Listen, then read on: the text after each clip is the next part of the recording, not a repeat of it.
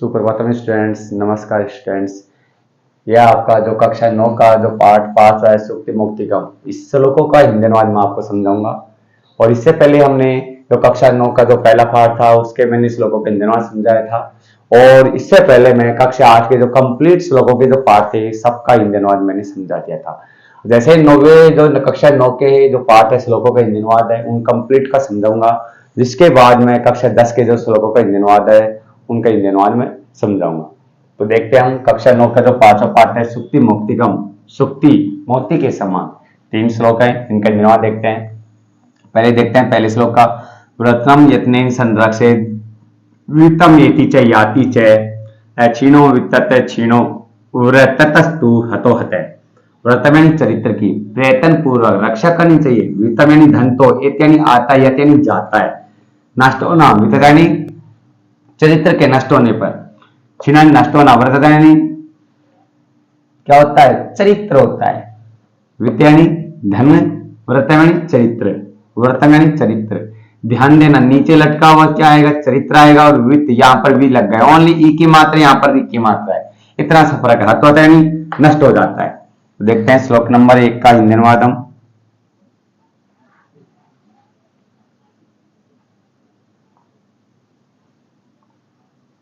चरित्र की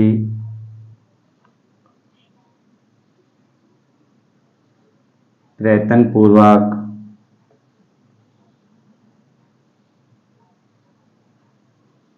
रक्षा करनी चाहिए।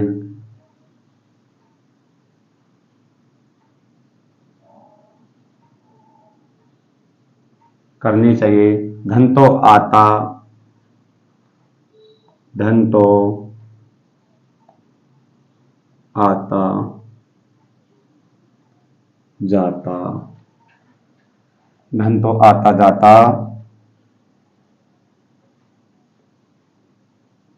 रहता है। धन तो आता जाता रहता है। धन के नष्ट होने पर, धन के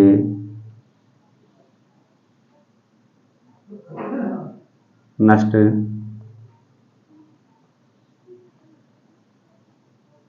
होने पर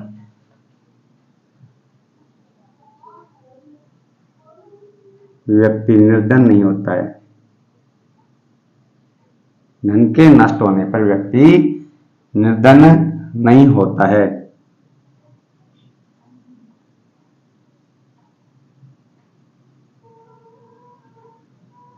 होता है, किंतु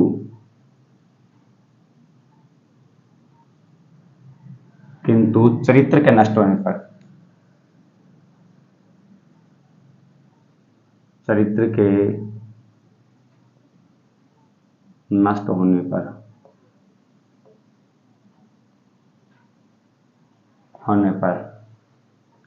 नष्ट हो जाता है।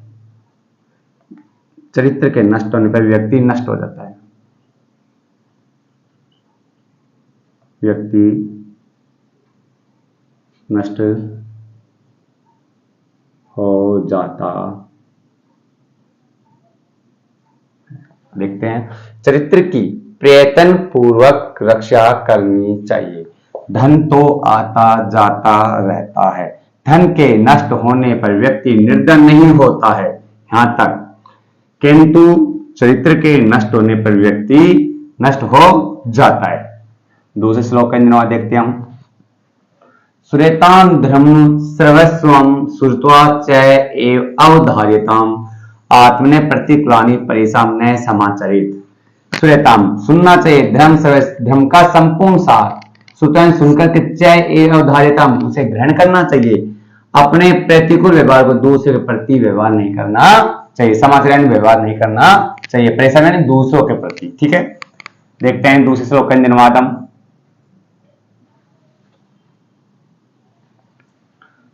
धर्म का संपूर्ण सार, धर्म का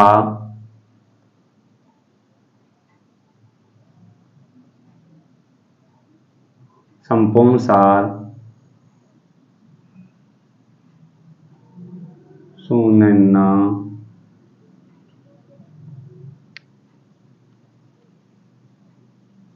सुनना चाहिए। धर्म का संपूर्ण सार सुनना चाहिए और सुनकर के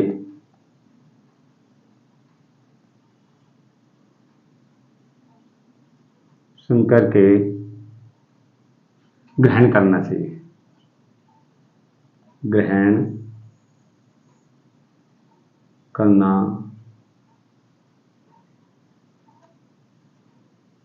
चाहिए।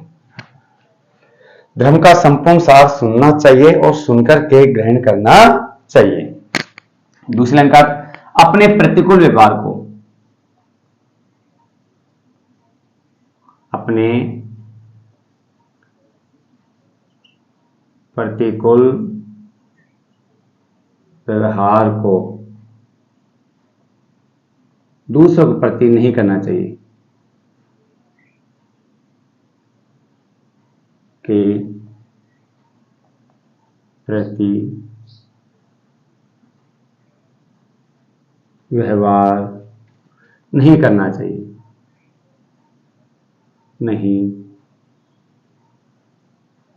करना चाहिए।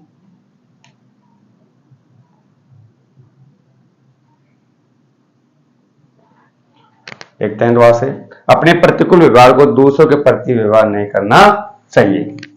धर्म का संपूर्ण सार सुनना चाहिए और सुनकर के ग्रहण करना चाहिए। अपने प्रतिकूल व्यवहार को दूसरों के प्रति व्यवहार नहीं करना चाहिए। हमारा दूसरा श्लोक का अर्थ हो गया। तीसरे श्लोक का देखते हैं हम।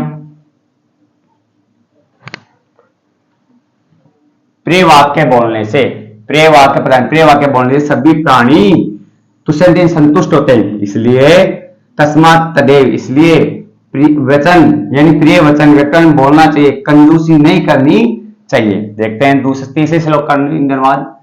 प्रिय वाक्य बोलने से, प्रिय वाक्य बोलने से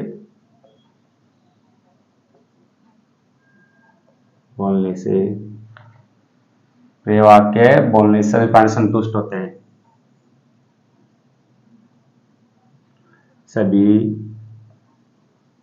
प्राणी संतुष्ट होते हैं।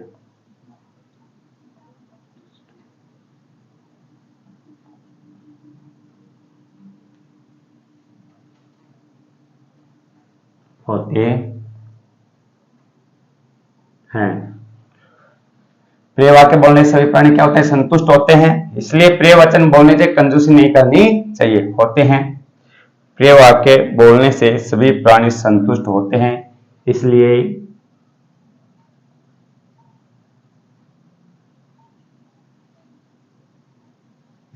प्रिय वचन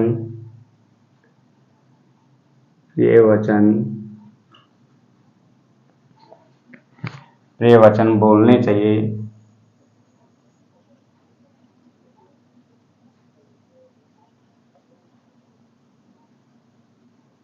कंजूसी नहीं करनी चाहिए।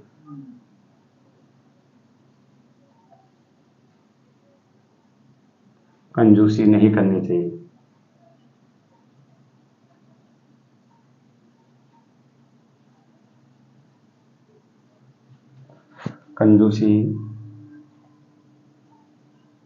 कंजूसी नहीं करनी